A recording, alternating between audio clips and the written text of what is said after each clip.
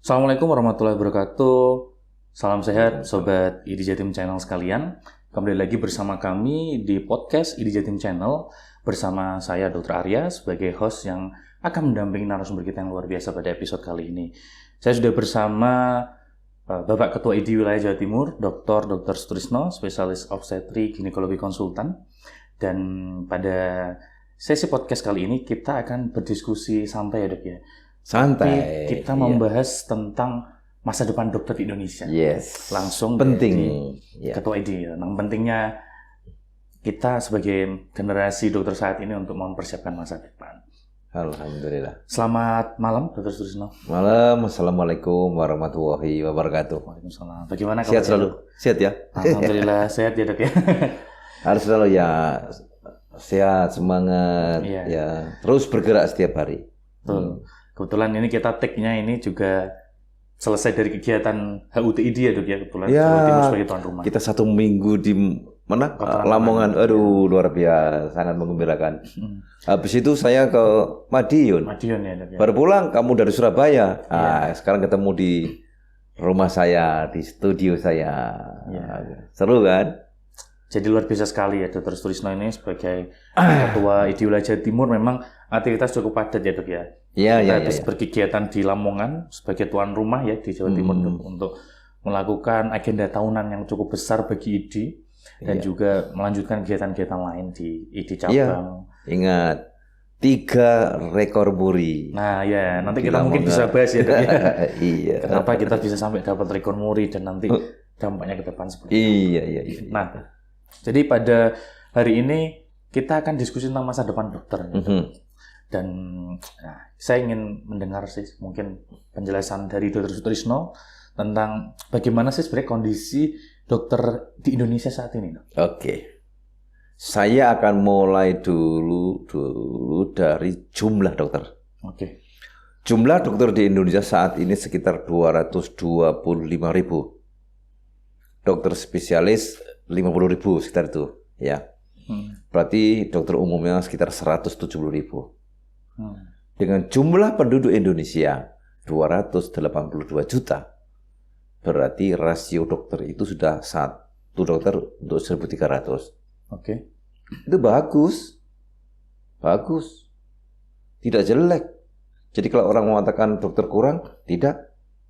Ya, cuman kalau bicara dokter spesialis memang kurang. Oke. Ya, jadi kalau dokter tidak, dokter spesialis kurang. Kenapa? Karena jenis spesialisasinya itu yang banyak dan memang semua dibutuhkan dan jumlahnya memang kurang dibanding rasionya. Oke. Maka dokter spesialis itulah yang harus dikejar. Ya. Nah, dari jumlah itu kalau hanya mengejar jumlah dengan cara membuat fakultas kedokteran yang baru, ingat Arya, ada 15 FK baru yang mau dibentuk tahun ini, didirikan tahun ini. Berarti 92 plus 15. Setiap tahun sekarang aja ada 12.000 yang lulus dokter baru. Ditambah 15, 6 tahun ke depan menjadi 15.000 dokter baru. Per tahun. Dan itu apa yang terjadi? Pengangguran. Iya, saya ngomong terus terang. Pasti akan terjadi pengangguran dokter, tenaga berkualitas dokter bila semuanya ingin menjadi praktisi, ingin menjadi klinisi. Oke. Ya, jadi kalau mikirnya dokter, praktek, ngurusi pasien, pengangguran. Oke, itu yang kita pikirkan. Sehingga para dokter itu sekarang harus mulai berpikir, terutama yang muda-muda, Arya. Kalau orang-orang sudah umur saya sudah settle, sudah established sekarang. Tapi yang muda-muda bagi kalian itu harus berpikir bahwa menjadi klinisi, menjadi praktisi kesehatan tidak memberikan harapan baru. Maka harus berpikir mulai sejak awal mau menjadi apa. Oke. Ya. Jadi kalau kita bicara data saat ini jumlah, memang rasio itu sebenarnya sudah baik ya. Iya. Cuma yang jadi masalah adalah satu dokter spesialis. Iya. Yang kurang ini di semua spesialis atau? Semua spesialis. Semua ya. Semua spesialis. Lalu untuk mungkin beberapa tahun ke depan apakah masih perlu, maksudnya menambah sekitar berapa tahun mungkin untuk bisa memenuhi spesialis? Kalau spesialis boleh dibilang Semakin banyak semakin bagus. Oh begitu ya. Tapi ingat, membuat dokter spesialis tidak mudah. Oke. Jangan berpikir, wow, rumah sakit jadi tempat pendidikan spesialis. No way. Karena dokter itu nomor 1 akhlak loh. Dia akhlak dan etika. Ya kan? Karena kalau seorang dokter mempunyai kemampuan tanpa akhlak, tanpa etika, itu kan menjadi tukang. Yang celaka adalah yang dipegang itu siapa? Manusia. Jadi kalau menjadi dokter itu adalah zero fault. Tidak boleh salah. Meskipun hanya sedikit. Coba tanya seluruh manusia di muka bumi ini. Siapa yang mau menjadi salah ketika dipegang dokter? Nggak ada. Ya kan? Ya. Maunya dokter pasti betul. Ya kan? Nah oleh karena itu, karena zero fault, maka selain ilmu, ada etika dan akhlak. Itu nomor 1 itu. Nah, membentuk itulah yang lama. Baik. Lama. Kenapa sekolahnya lama? Ya kan? Di situ. Kalau hanya ilmu, keterampilan itu cepat. Tapi begitu kita etika, akhlak, ya, attitude, ya kan? Perilaku itu yang lama dan itu dibentuk melalui ditempa melalui sistem yang bagus. Oleh karena itu, kalau hanya mendidik, ya mohon maaf, keterampilan tertentu tidak lama.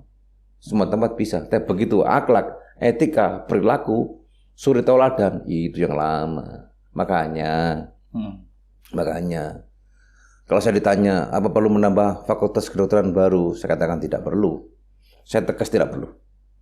Kenapa? Karena 92 FK yang ada dan 300 lebih prodi spesialis yang ada.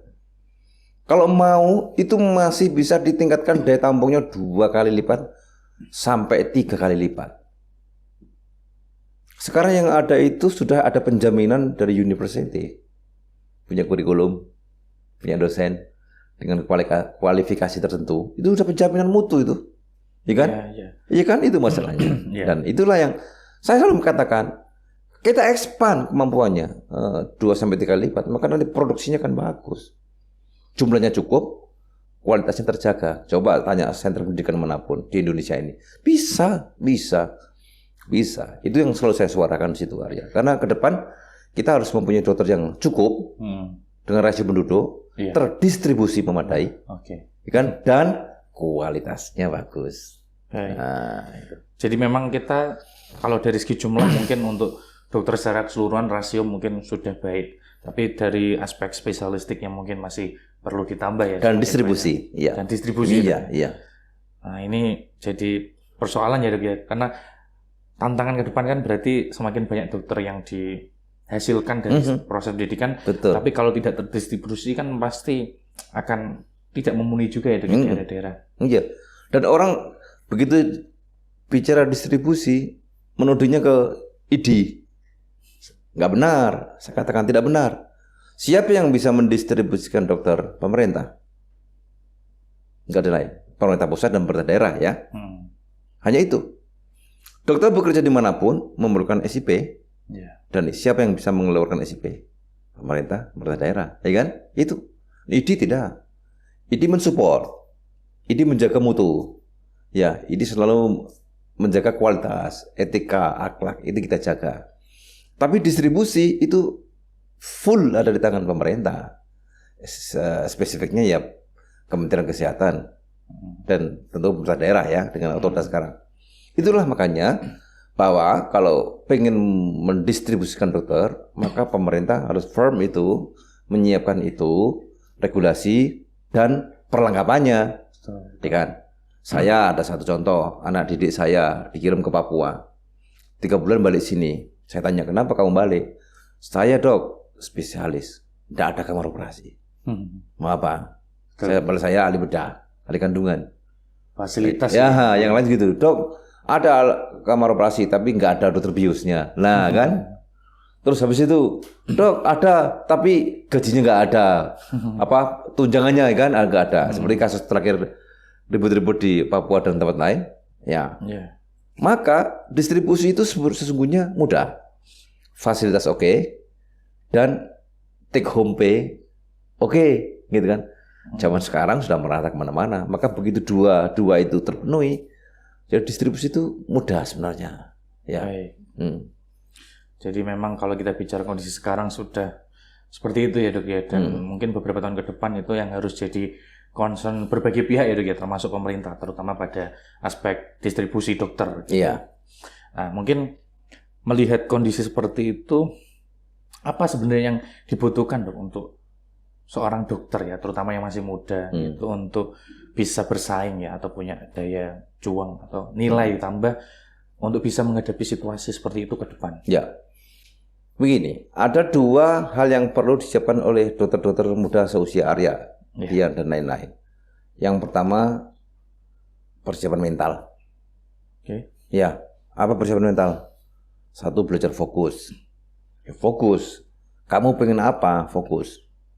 Ya kan? Harus fokus. Zaman sekarang orang itu fokus susah. Kalau sudah main handphone, scroll layar handphone, main magic mirror itu ya kan? Wah, itu luar biasa. Nggak fokus. Terus yang kedua, pantang menyerah. Jadi saya katakan banyak anak-anak muda sekarang itu yang mentalnya strawberry. Jadi kelihatan bagus gitu. Tapi jatuh sedikit sudah kebo. Gitu. Jatuh sedikit kebo. Strawberry. Jangan. Mental Raja Wali. Yang ketiga, selalu siap berubah. Zaman sekarang dengan IT, dengan digital kayak gini, wah, harus berubah. Harus berubah. Yang keempat, harus berpikir beda. Out of box. Berpikir lateral. Mencoba segala kemungkinan. Ya kan?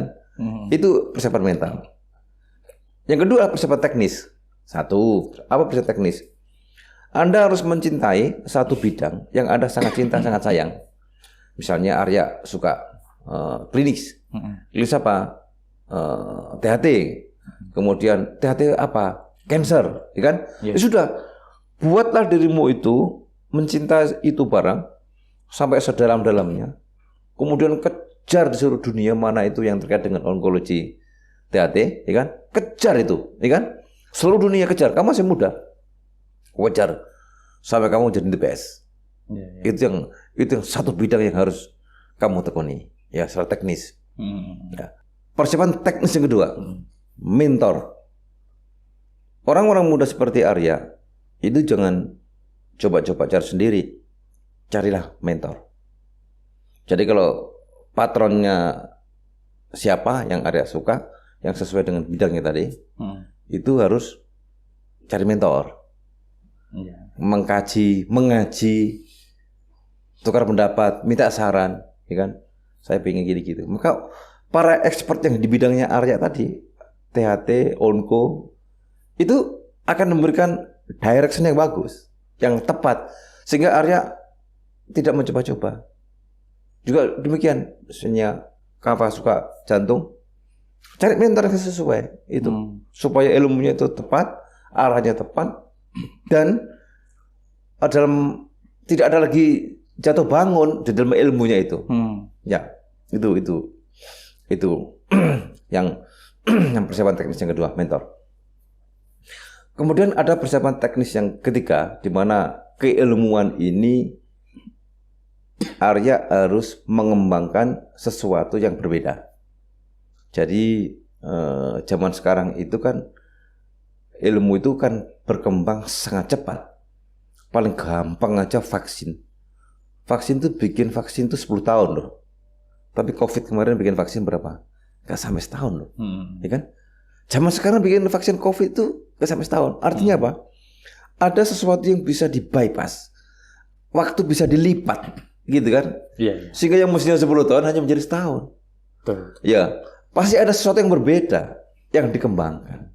Maka Arya juga begitu. Kalau Arya sudah secara fisik, secara mencintai sesuatu yang sangat spesifik dan mendapatkan mentor, berpikirlah sesuatu yang berbeda tentang itu. Ya, harus berpikir yang gampang disruption.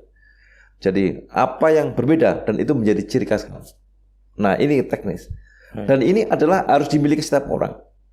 Dan ini tidak terbatas, sehingga setiap individu nanti akan mempunyai ketertarikan, mempunyai cara berpikir yang berbeda, dan di bawah suatu mentor tertentu yang memang sudah ekspor, dan ilmunya itu berbasis kepada sesuatu yang sudah settle sekarang. Maka orang-orang muda seperti kamu, dokter-dokter itu akan mendapatkan suatu lapangan yang sangat luas, yang tidak pernah ada kata-kata kompetisi, Karena memang masing-masing orang sudah fokus ke suatu titik tertentu yang tidak akan pernah diketahui oleh yang lain. Nah, ini memang perlu pemikiran, ya, pemikiran bagi kalian-kalian muda-muda yang pengen maju. Baik, jadi memang Ya. persiapannya itu juga cukup banyak itu ya, karena kita mungkin sering dengar istilah kalau seorang dokter itu long life learner gitu ya. Ya. Jadi, dari yang muda-muda ini kan banyak contoh mentor-mentor. Jadi misalnya kita di Jawa Timur bisa berguru sama Dr. Sutrisno dalam berbagai aspek, misalnya dari keilmuan tadi kan, dari aspek teknis misalnya obstetri, ginekologi, atau mungkin dari aspek lain seperti entrepreneur gitu kan, bisa banyak belajar dari senior-senior yang bisa mementori.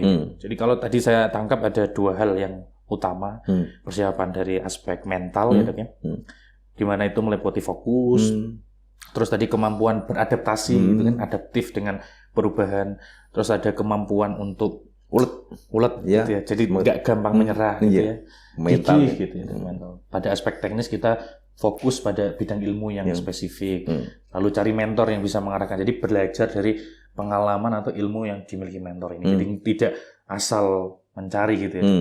Dan memang ini penting sekali gitu ya buat para dokter yang bersaing di masa depan. Dan itu ketika setiap orang punya itu dan punya ilmu masing-masing di bidang yang dipelajari secara spesifik, maka persaingan itu jadi berbeda gitu. Iya, berbeda. Iya, itu berbeda. Tidak keras. Karena masing-masing paham. Punya jalurnya masing-masing ya, Dok ya. Nah, sekarang Arya, saya akan menarik kepada sesuatu yang lebih simpel. Oke. Ya. Dok, bagaimana sih sesuatu yang lebih simpel untuk generasi muda? Ya. Oke. Quote-nya adalah, jangan semua orang dokter sekarang menjadi praktisi, menjadi klinisi. Oke. Itu jalur padat. Ya. Apa dong yang bisa selain itu? Kalian bisa menjadi dosen. Suatu akademisi ya. Yes. Akademisi. Ke depan, cepat atau lambat, penghargaan kepada guru, ya itu akan terus naik. Oke. Negara manapun di dunia ini, kalau pengen maju, guru itu harus diopeni, dirawat, dikasih apresiasi yang tinggi. Itu. Jadi untuk menjadi dosen tentu ya kamu masih muda, jadi harus PhD lah, ya kan, doktor lah, ya harus, ya kan, harus. Karena kan suatu prodi itu kalau sudah ada doktor itu kokoh. Suatu prodi ada 5 doktor, kokoh, ya kan. Kalau profesor ya tentu tidak mudah untuk itu. Tapi kalau doktor, semua orang pencapaian itu bisa diusahakan. Dengan sekolah tadi. Sekolah. Dan kedua, beasiswa kan makin banyak. Ya kan? Banyak. Negara ini juga menyediakan uang triliunan itu untuk beasiswa. Ketika kalian mau belajar keras, menyiapkan supaya apa? Kualifikasinya itu terpenuhi. Jadi dosen. Peneliti juga begitu. Wah, jadi lapangan pekerjaan peneliti apa saja, itu luar biasa. Sekarang namanya riset itu karena tidak hanya dibutuhkan oleh perguruan tinggi, tidak hanya dibutuhkan oleh lembaga-lembaga, ya riset, tetapi buat pemerintah dengan polisinya, pihak swasta yang ingin mengembangkan industri juga, industrinya, ya kan? Betul. Terus barang-barang itu semua memerlukan riset, dan itu membutuhkan lembaga riset yang bagus. Maka ke depan lembaga riset itu atau orang-orang yang aktif di riset itu saya kira mempunyai harapan yang bagus. Ya. Terus yang ketiga adalah wirausaha. Entrepreneur. Kalian dulu sekolah memang sedikit ya dapat kuliah itu ya. Bahkan mungkin ya nggak jelas kira-kira apa gitu ya. Tidak dipelajari secara langsung. Tapi ingat, orang bijak mengatakan sekolah atau perguruan tinggi itu hanya memberikan 20% bekal ilmu. Yang 80% sekolahnya itu didapat bukan dari perguruan tinggi, di masyarakat. Seperti kalian di masyarakat, di kantor ID, di network kalian, ya kan? Termasuk di partai politik, jangan lupa, ya kan? Yang partai politik, ya kan? Saya mengajak generasi muda untuk itu, ya kan? Wirausaha, sangat luas sekali kesempatan wirausaha. Wirausaha di bidang kesehatan, wirausaha di bidang kuliner, wirausaha di bidang agro. Wah, banyak banget komoditi-komoditi yang lain luar biasa. Ingat, ke depan makanan itu sangat dibutuhkan. Jumlah penduduk terus bertambah. Setiap mulut memerlukan makanan. Maka di bidang kuliner dan agro itu luar biasa. Beberapa teman saya yang mereka bisnis agro sukses.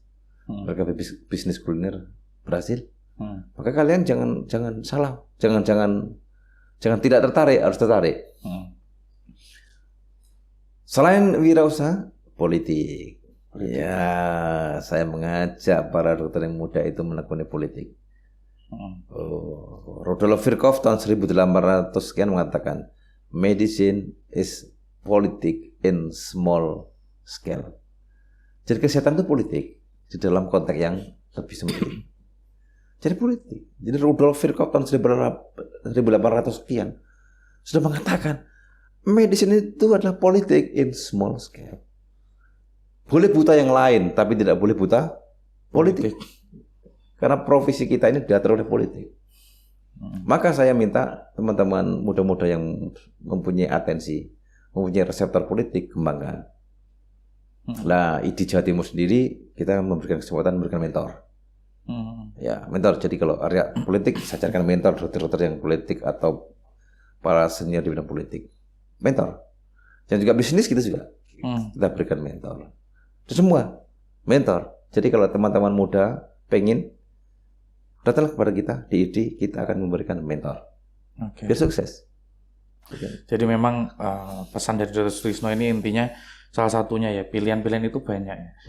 Ketika jumlah dokter sudah terpenuhi, maka harus ada sesuatu yang berbeda. Jadi praktisi saja mungkin belum cukup, sehingga harus punya pengembangan skill yang lain, bisa dari aspek akademisi tadi bisa, atau mungkin researcher, peneliti, entrepreneur, membangun bisnis, usaha dan sebagainya. Dan mungkin pada dunia politik juga yang saat ini dokter juga belum banyak yang dokter. Belum.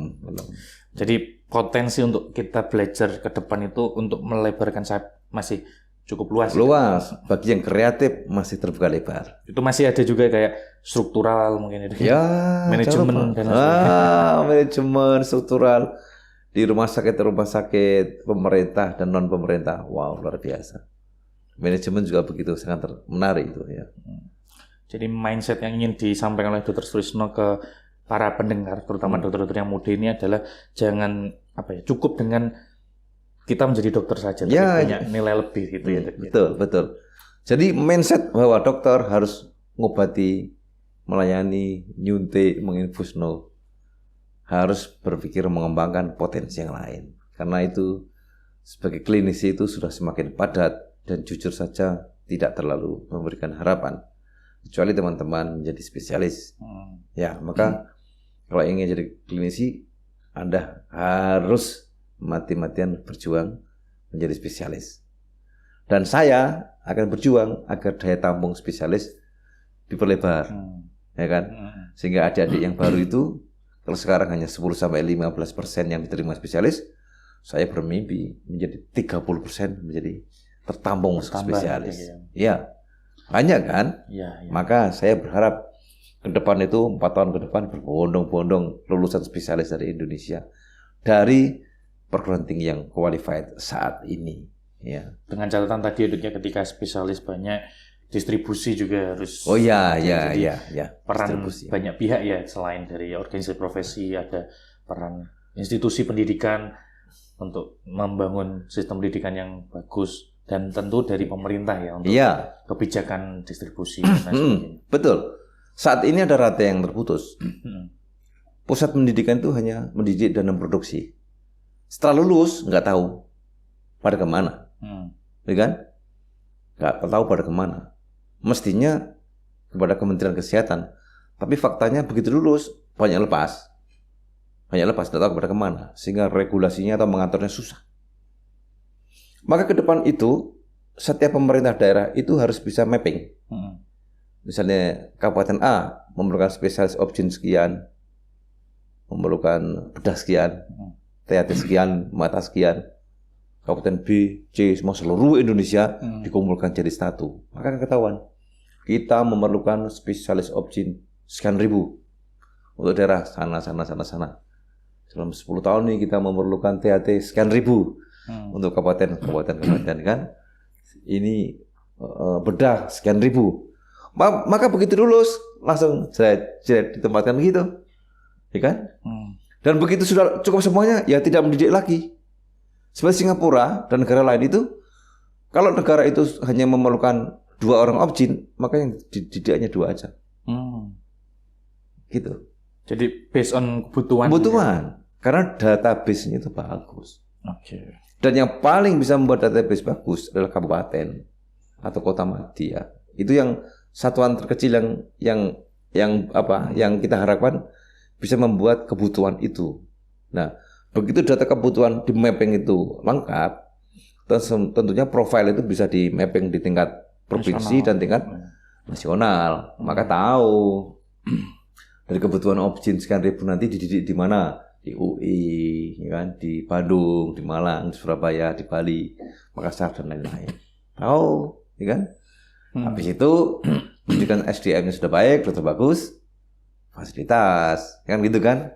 Itu sejalan, satu sisi manusianya dibangun, satu sisi perlengkapannya dibangun dan fasilitasnya dibangun bareng. Ya, itu nantinya akan menjadi sistem kesehatan yang kokoh. Ya kan? Kokoh. Kenapa? Karena produksi, distribusinya, maintenance-nya, ya kan? Itu jadi teratur dan bagus. Maka Indonesia akan punya sistem kesehatan yang kokoh. Ingat COVID kemarin, tidak semua negara bisa bagus menghadapi pandemi COVID. Banyak yang porak-poranda meskipun di Eropa sekalipun. Ya kan? Artinya apa? Sistem kesehatan di dunia ini tidak semua negara tangguh menghadapi bencana yang terjadi. Dan masih disinyalir ada 10 virus lagi yang potensi bisa seperti COVID. Nah, jadi artinya apa? Harus disiapkan sistem kesehatan yang kokoh. Nah, itu yang harus kita siapkan. Baik. Luar biasa. Jadi insight atau informasi yang disampaikan oleh Dr. Sutrisno. Kita tidak terasa dok, sudah hampir 30 menit ngobrol, diskusi, membahas tentang kondisi dokter saat ini dan bagaimana seharusnya ke depan.